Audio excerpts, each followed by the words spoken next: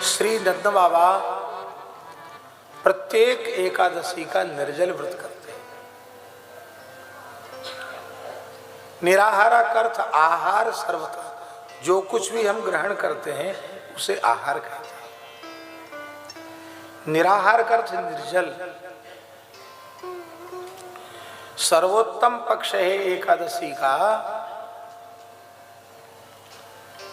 कि एकादशी की तिथि को कुछ भी ग्रहण न किया जाए।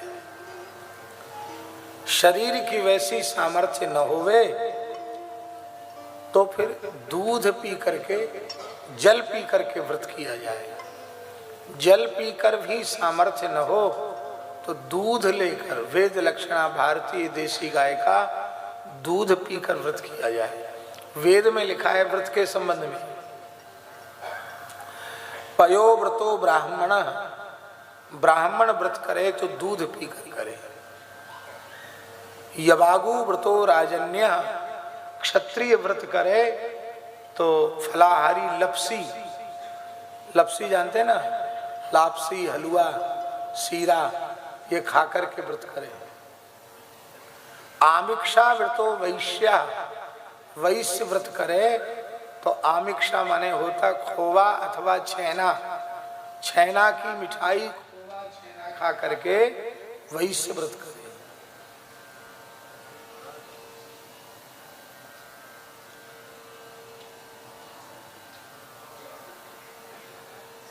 और इतर लोग अपनी सुविधा के अनुसार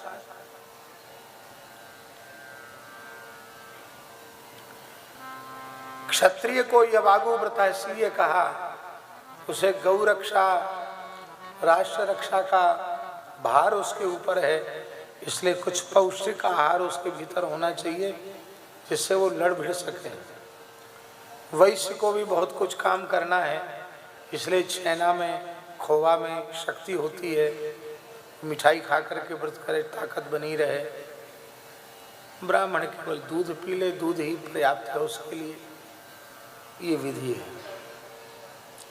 जलाहार करके संभव न हो तो दुग्धाहार, दुग्धाहार से भी संभव न हो तो फलाहार। फलाहार माने फलों का आहार। फलाहार के नाम पर अमुक की पूड़ी और अमुक की कचौड़ी और अमुक का मालपुआ, ये नहीं। फलाहार माने फल का आहार, फलाहार हो। किसी भी प्रकार के नमक का प्रयोग करते ही व्रत का आधा पुण्य नष्ट हो जाता है। इसलिए सर्वोत्तम पक्ष है किसी भी व्रत में नमक वर्जित है। क्यों? स्वाद जो है वो नमक का ही है। लवण बिना बहु व्यंजन जैसे, तो व्रत में तप करना है, तप में स्वाद की वृत्ति का त्याग करना है, इसलिए नमक व्रत में वर्जित है। तो वो तभी होगा जब हम फल का व्रत लेंगे कि हम केला, सेब, जो भी फल है, सीधे फल हम खाएंगे तो उसमें नमक की आवश्यकता का अनुभव नहीं होगा। और हम लोग व्रत करते हैं कि दशमी को ज्यादा खा लेते हैं। क्यों? कल एकादशी है, कल एकादशी है, आज दूसरे खा लो, रात को ज्यादा खा लिया, सवेरे तक डकार आती है अन्न की, पछता नहीं खाया हुआ, अधिक खाया हुआ। दिन भर आलस से प्रमाद बना रहता है।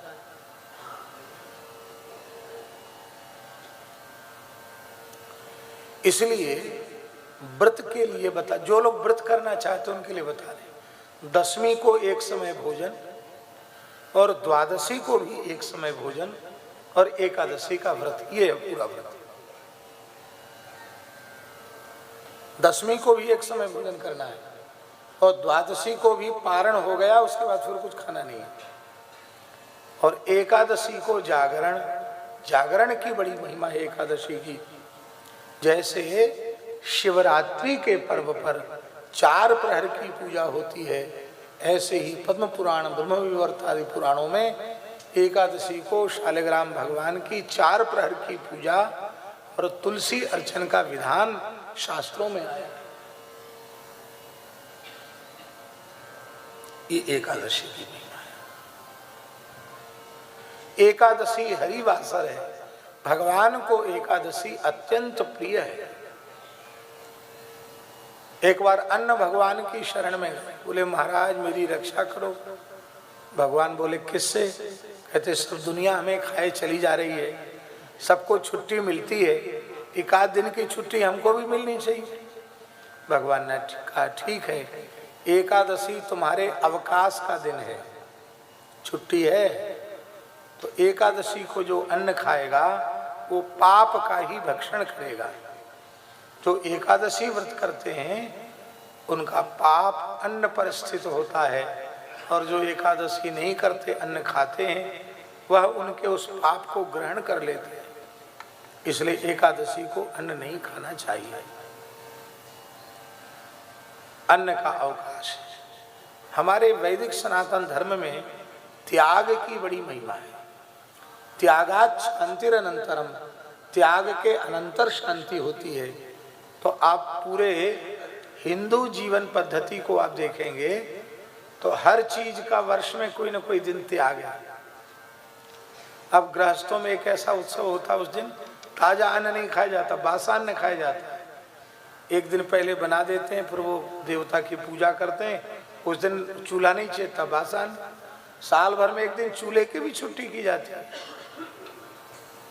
तो गरम गरम खाते ताजे अन्न का भी त्याग किया जाता है। एकादशी में एक ऐसी एकादशी जिसमें जल का भी त्याग कर दिया जाता है, निर्जला एकादशी, भीमसेनी एकादशी। तो प्रत्येक चीज के त्याग की बात है। त्याग से ही हम लोगों का जीवन शुरू होता है और त्याग में ही पर्यवसित होता है। एकादशी की विशेष महिमा है। एकादशी व्रत करने वालों को नरक नहीं जाना पड़ता है, नरक की यातना से मुक्त हो जाते हैं, ऐसा पुराणों में लिखा है, और भगवान के धाम की प्राप्ति होती है। हमारे पूज्य गुरुदेव श्री पहाड़ी बाबा, तृतीय पहाड़ी बाबा, जिनसे इस दास को संत स्वरूप प्राप्त हुआ,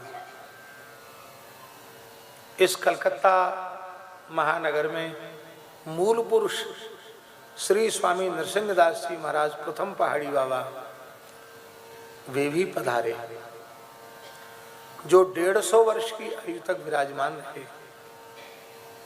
और कार्तिक पूर्णिमा को ही उनका जन्म हुआ और कार्तिक पूर्णिमा को ही उन्होंने जीवित समाधि ली।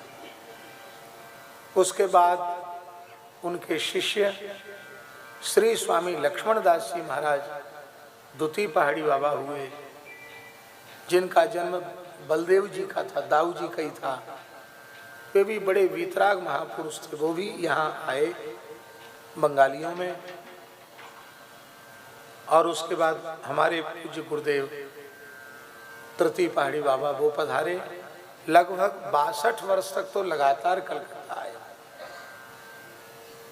बहुत पुराना संबंध। महाराज एक बार कलकत्ता आ रहे थे, ट्रेन से ही आते थे वो, तो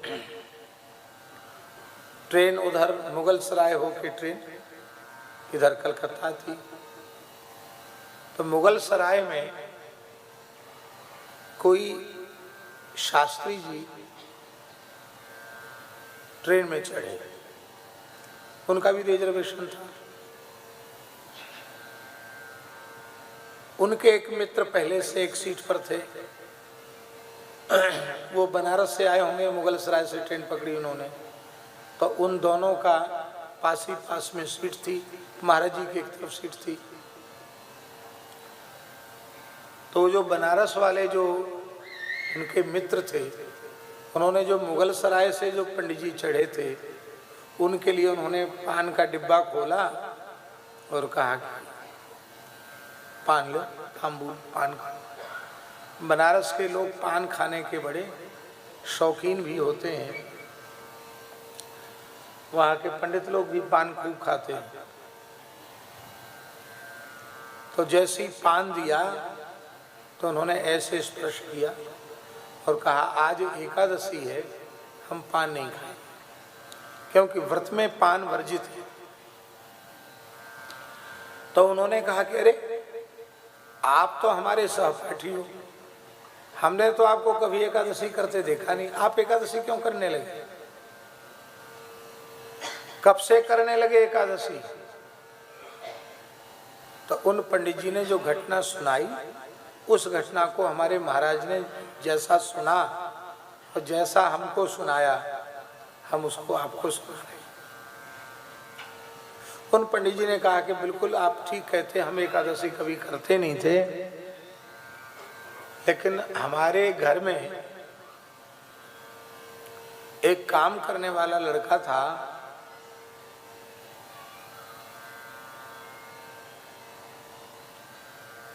खेत का भी काम करता था, गाय वगैरह का काम भी करता था, घर का काम करता था। वो लड़का अकस्मात मर गया और वो पंडित जी ज्योतिष के बड़े विद्वान थे, ज्योतिष का काम कुछ मेलापक कुछ कर रहे थे। उसी समय वो लड़का जो मर गया था, साल भर बाद वो लड़का सामने खड़ा दिखाई पड़ा। बोले हम तो एकदम कांप गए, अरे ये तो मर गया था लड़का, ये कैसे खड़ा है? हमारा कमरा बंद है, कुंडी भीतर से लगी है, तो ये लड़का कैसे आ गया इसके भीतर? तो मुझे डर लगा। तो उस लड़के ने कहा पंडित जी डरो मत, मैं आपके घर में काम करने वाला अमुक हूँ। बोले अब पहचान तो गया, लेकिन तुम तो मर गए थे, अब कैसे आ गए? उसने कहा मैं मर के जमदूत बन गया हूँ। तो उन्होंने कहा कि जमदूत का तो वैसा रूप होता नहीं।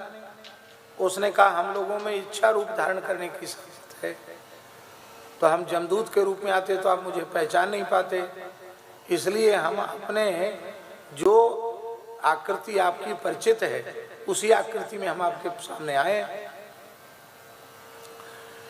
तो पंडित जी ने कहा कि अरे भाई जमदूत कैसे बन गए तुम? तो उसने कहा महाराज देखो ऐसी बात है, ये शास्त्र की बात है जो उसने बताई।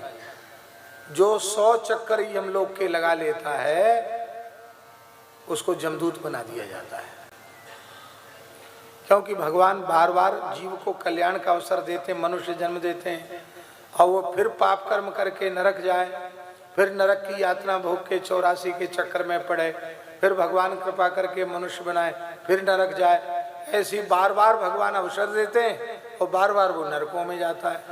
100 बार चक्कर लगा लेता है तो यमराज कहते वाह बड़ा उच्च कोटि का नरक लोक का भक्त है ये, न स्वर्ग जाता न वैकुंठ जाता, ये तो पाप कर्म करके नरक ही चला आता है। तो सब नरकों में भोगा है इसने कष्ट, इसको पता है, अलग से ट्रेनिंग नहीं देनी पड़ेगी, तो उसको जो है नरक में जमदूत बना दिया जाता है। जमदूत बनने की भी सुविधा प्राप्त है, आप चाहो देवता बन सकते हो, दैत्य बन सकते हो, जमदूत बन सकते हो, भगवान के पार्षद बन सकते हो, आपकी इच्छा है। यही है भगवान का जीव पर अनुग्रह कि उसको कर्म की स्वतंत्रता भगवान ने दे रखी है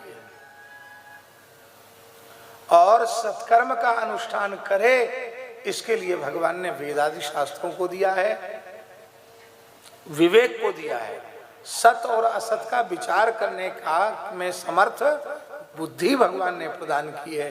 ये भगवान का अनुग्रह है, इसलिए हम लोगों को सत्कर्म का ही अनुष्ठान करना चाहिए। तो उसने कहा महाराज जमदूत बना दिया गया हूं, आपके गांव का अमुक व्यक्ति है, आपका जजमान है, उसके उसी व्यक्ति को लेने आया हूं मैं। उन्होंने कहा कि वो तो अपने पुत्र के विवाह का शोधन करा के गया है आज। बोले उसके शोधन कराने से क्या हो गया, आज उसकी मृत्यु है। बताया समय उसने, इतने बजे वो मर जाएगा। कैसे मरेगा? बोले उसके पेट में दर्द उठेगा, वो खत्म हो जाएगा।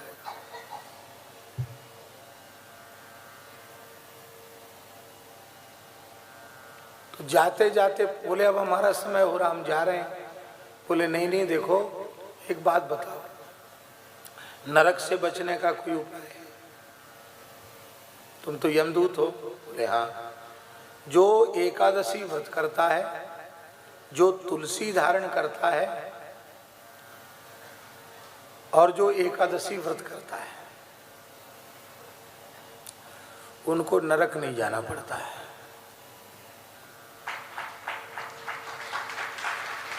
क्या कहा? जो तुलसी धारण करता है, एकादशी व्रत करता है, भगवान के नाम का जप करता है, उसको नरक नहीं जाना पड़ता। उससे कोई दोष पाप बन जाए तो भगवान उसको जैसे चाहे भुगताएंगे, उसको नरक नहीं जाना पड़ता। इसके बाद जिस व्यक्ति को बात उसने बताई थी वो मर गया, और पंडित जी बोले कि हमने अपने पूरे परिवार के लोगों को तुलसी धारण करा दी, और अब मैं एकादशी का प्रचार करता हूँ, भाई एकादशी करो, कीर्तन करो, और एकादशी नरक से बचाने वाली है। एकादशी की बड़ी महिमा है। कल हमने अम्बरीश जी के प्रसंग में कहा था कि वैष्णव धर्म की 3 निष्ठा है, नाम निष्ठा, एकादशी व्रत निष्ठा और तुलसी निष्ठा। तीनों निष्ठाएं श्री नंद बाबा में परिपूर्ण रूप से विद्यमान हैं। एकादश्याम निराहारः, प्रत्येक एकादशी निर्जल करते हैं। समभ्यर्च जनार्दनम, नित्य तुलसी से भगवान जनार्दन सालग्राम का सहस्त्रार्चन करते हैं, और निरंतर भगवान के नाम का स्मरण करते हैं। इसीलिए तो भगवान उनके यहाँ बालक बन करके आए। श्री नंद बाबा ने वंजुला महाद्वादशी का व्रत किया, और उस व्रत के पारण का समय अत्यल्प जान करके वंजुला महाद्वादशी का आदर करने के लिए उन्होंने अर्धरात्रि के पश्चात जल में प्रवेश किया। माने 1:30-2 बजे रात को यमुना जी के जल में प्रवेश किया, अनजाने में नहीं, जानकर, क्योंकि समय से व्रत का पारण होना चाहिए। यद्यपि 12 बजे से लेकर 3 बजे तक जल में प्रवेश नहीं करना चाहिए। सरोवर में, नदी में प्रवेश नहीं करना चाहिए, क्योंकि जलाधिष्ठात्री देवता के विश्राम का काल है, उसमें जल में प्रवेश नहीं करना चाहिए। ये सामान्य विधि है, पर विशेष विधि ये है, अब मान लो अर्धरात्रि के समय ही चंद्र ग्रहण है, तो स्पर्श में भी स्नान होगा, मध्य में भी स्नान होगा और मोक्ष में भी स्नान होगा। जैसे रात्रि में ही सूर्य का संक्रांति लगी तो रात्रि में स्नान हो जाए। तो सामान्य विधि और एक विशेष विधि। महाद्वादशी को आप स्नान कर सकते हैं, क्योंकि बिना स्नान के भगवान की सेवा नहीं होगी और बिना भगवत सेवा के व्रत का पारण नहीं होगा। इसलिए नंद बाबा ने जान करके यमुना जी में प्रवेश किया, और वरुण के दूत उनको वरुणलोक ले गए। भगवान यमुना जी से बाहर नहीं निकले, नंद बाबा नहीं निकले बाहर। अब तो ब्रज में रोना गाना शुरू हो गया। बाबा के यमुना में प्रवेश के पद चिन्ह हैं, वापस निकलने के। सब बड़े दुखी हो गए। दाऊ जी ने सबको सांत्वना दी, और भगवान श्री कृष्ण ने यमुना जी के जल में प्रवेश किया। प्रवेश करके सीधे भगवान वरुणलोक पहुंचे। वरुण देवता ने भगवान के चरणों में साष्टांग प्रणाम किया, भगवान का अभिषेक किया, भगवान का विधिवत पूजन किया, भगवान के श्रीअंग में वस्त्राभूषण धारण कराए, श्री नंदराय जी का भी पूजन अर्चन किया। भगवान ने कहा कि देखो, हमको जल्दी छुट्टी करो यहाँ से। क्यों? क्योंकि अभी तक तो बाबा के लिए सब रो रहे थे, और हम भी डूब गए, तो और अधिक कष्ट ब्रजवासियों का बढ़ गया है। दाऊ जी जैसे तैसे सबको रोके हुए हैं, इसलिए हमको अब जाने की अनुमति दो। वरुण देवता ने कहा, अद्य में निवृतो देहो द्यैवार्थो दिगत प्रभो त्वत्पाद भाजो भगवन नवापु पारमध्वना। यह श्लोक बड़े महत्व का है, विचारणीय श्लोक है ये। वरुण देवता कह रहे हैं कि आज मुझे देव शरीर प्राप्त करने का फल मिल गया, आज देव शरीर धारण करना सफल हो गया, आज मुझे अपने जीवन का चरम फल मिल गया। क्या फल मिला? बोले अविद्या के अंधकार से पार उतारने वाले आपके श्री चरण कमलों का प्रत्यक्ष दर्शन हो गया। आशय क्या है? हम लोगों का शरीर और देवताओं का शरीर, इसमें बहुत अंतर है। हम लोगों का शरीर पुण्यमय नहीं है, पापमय भी नहीं है, पुण्य और पाप से मिश्रित शरीर है। देखो, बड़े छोटे का भेद नहीं है। शरीर माने पुण्य पाप का मिश्रण, शरीर माने पुण्य और पाप का मिश्रण। पाप ही पाप होते तो नरक में होते, पुण्य ही पुण्य होते तो स्वर्ग में होते। थोक पुण्य पाप का भुगतान स्वर्ग नरक में हो जाता है, फुटकर पाप पुण्य बचते, उनको भोगने के लिए मनुष्य जन्म मिल जाता है। एक किसी माताजी ने प्रश्न किया था, 3-4 दिन पहले प्रश्न किया था कि सन्मुख होई जीव मोहि जबहि, जन्म कोटि अघनासहि तबहि। करोड़ों जन्मों के पाप नष्ट हो जाते हैं जब जीव भगवान के सन्मुख हो जाता है। जब पाप ही नष्ट हो गए तो फिर भगवान के शरणागत भक्तों को, भजन करने वालों को भी शारीरिक पीड़ा का अनुभव क्यों करना पड़ता है? ऐसा प्रश्न किसी माताजी ने किया था। 4-5 दिन हो गए होंगे, 4 दिन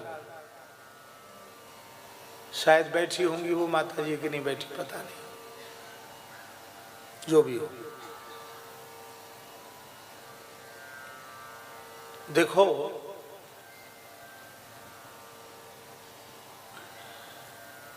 सद्यः किसी बात पर प्रश्न चिन्ह खड़ा नहीं करना चाहिए।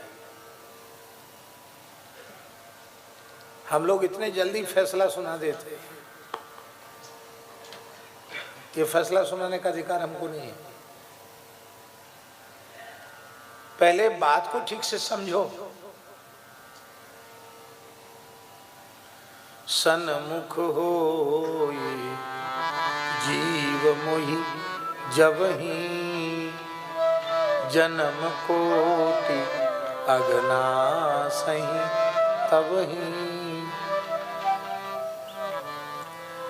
जब जीव मेरे सन्मुख होता है तो उसके करोड़ों जन्मों के पाप नष्ट हो जाते हैं। ये अर्थ हुआ कि नहीं? देखो, 3 विभाग हैं कर्म के। कितने विभाग हैं? 3। एक हुआ संचित, एक हुआ क्रियमाण और एक हुआ प्रारब्ध। ये 3 श्रेणियां हैं कर्म की। तो सन्मुख होई जीव मोहि जबहि, जन्म कोटि अघनासहि तबहि जो बात कही गई वो संचित कर्मों के संबंध में कही गई। करोड़ों जन्मों के संचित पाप नष्ट हो जाते हैं। ठीक है, संचित नष्ट हो गया। और भगवत शरणागत होने के बाद क्रियमाण पवित्र हो गया। क्योंकि अब तक जो कुछ पहले क्या था, क्रियमाण कर्म से ही संचित में जा रहे थे और संचित से प्रारब्ध बन रहा था। अब जिससे प्रारब्ध का निर्माण होना है वो तो नष्ट हो गया। ध्यान में आई बात नहीं आई? संचित से प्रारब्ध बनेगा तो प्रारब्ध का नाश कब होगा? जब संचित का नाश होगा तब प्रारब्ध का नाश होगा। तो भगवान की शरणागति का सबसे बड़ा लाभ ये है कि संचित तत्काल नष्ट होगा। जहां से प्रारब्ध बनता वो तो जड़ ही खत्म हो गई। आप लोग कहेंगे कि नया संचित हम बना लेंगे, नहीं बना पाओगे। क्यों? क्योंकि यदि आप भगवत शरणागत हो गए हैं तो आपका जीवन अलग प्रकार का हो जाता है। हमारे यहाँ ग्रंथों में लिखा है वैष्णवी दीक्षा लेते ही नया जन्म हो जाता है। कृपया गुरुदेवस्य द्वितीयम जन्म कच्छते, दूसरा जन्म हो जाता है। जैसे दूसरे जन्म में सब कुछ बदल जाता है, ऐसे भगवत शरणागत होने के बाद सब कुछ बदल जाता है, सब कुछ बदल जाता है। और नहीं बदला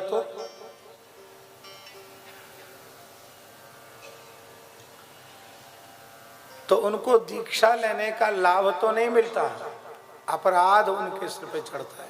अपराध क्या चढ़ता है? गुरु अवज्ञा का दोष उनको लगता है।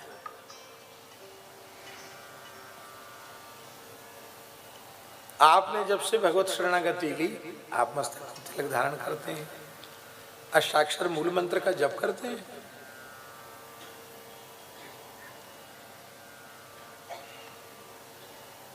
आपके कल्याण की पक्की गारंटी है भगवान की, गुरु जी की। और तिलक ही न लगाओ, वैष्णवता के किसी संस्कार का पालन न करो, मूल मंत्र का जप नहीं करो, तो हानि है कि नहीं?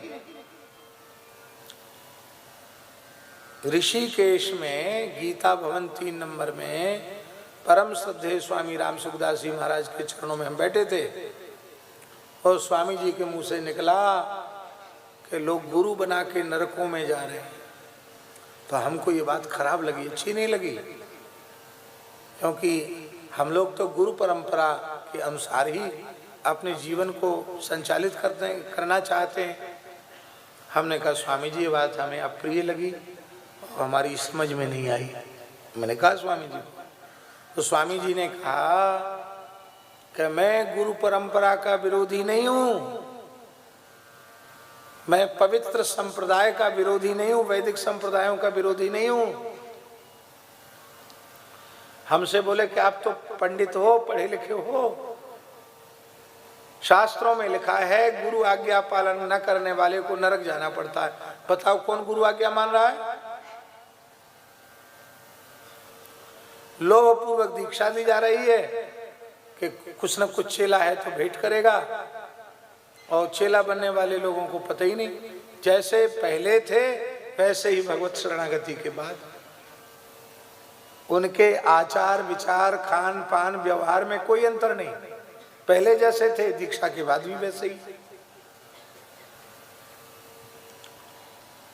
तो दीक्षा भगवान की शरणागति यदि ईमानदारी से आपने भीतर से की है तो आपके क्रियमाण कर्म का बंधन आपको नहीं रहेगा। क्योंकि अब तक जो कुछ कर रहे थे अपने सुख के लिए, अपने स्वार्थ के लिए कर रहे थे, अब जो कुछ करेंगे भगवान की प्रसन्नता के लिए करेंगे, कर्तापने के अहंकार से मुक्त होकर करेंगे, भगवान की प्रसन्नता के लिए करेंगे, और करने के बाद श्री कृष्णार्पणमस्तु भगवान को अर्पित कर दें। तो जब कर्तापने का अहंकार छोड़कर किया गया, भगवान की प्रसन्नता के लिए किया गया और भगवान को अर्पित कर दिया गया। ओ बाबा पंडित जी उधर से न जाओ, सीताराम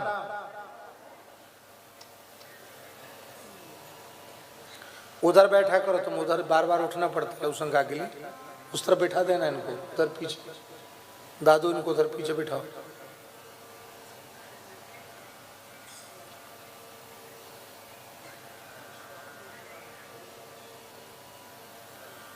श्री वृंदावन बिहारी लाल की जय।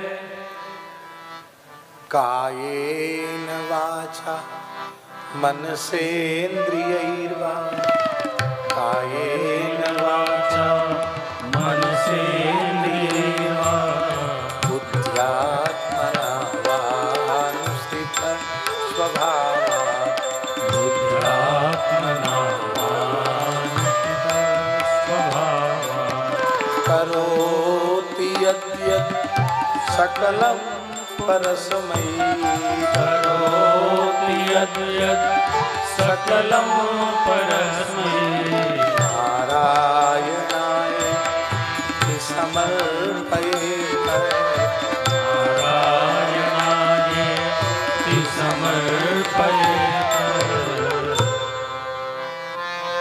क्रियमाण कर्म का बंधन नहीं रहा, क्योंकि वो सब तो भगवान को अर्पित हो गया। जब अर्पित हो गया भगवान को तो आपको उसे भोगना थोड़ी पड़ेगा, भगवद अर्पित हो गया। श्री भाष्यकार श्री रामानुजाचार्य भगवान ने एक बात बड़ी अच्छी कही है। वे कहते हैं कि यदि कथनचित भगवत भक्त का प्रपन्न का कोई संकल्प पूर्वक किया गया शुभ अशुभ शेष रह जाए तो उस शुभ अशुभ कर्म के कारण भी उसे संस्कृति के चक्र में नहीं पड़ना पड़ता। क्यों? क्योंकि जो उसके प्रशंसक हैं, भक्त के, भक्त की सेवा करने वाले हैं, भक्त में भाव रखने वाले हैं, प्रशंसक हैं, उसमें भक्त के शुभ चले जाते हैं। और जो भक्त की निंदा करने वाले हैं, तिरस्कार करने वाले हैं, उसमें उनके अशुभ चले जाते हैं। भगवान का भक्त शुभ अशुभ से मुक्त होकर भगवान की प्राप्ति का अधिकारी हो जाता है।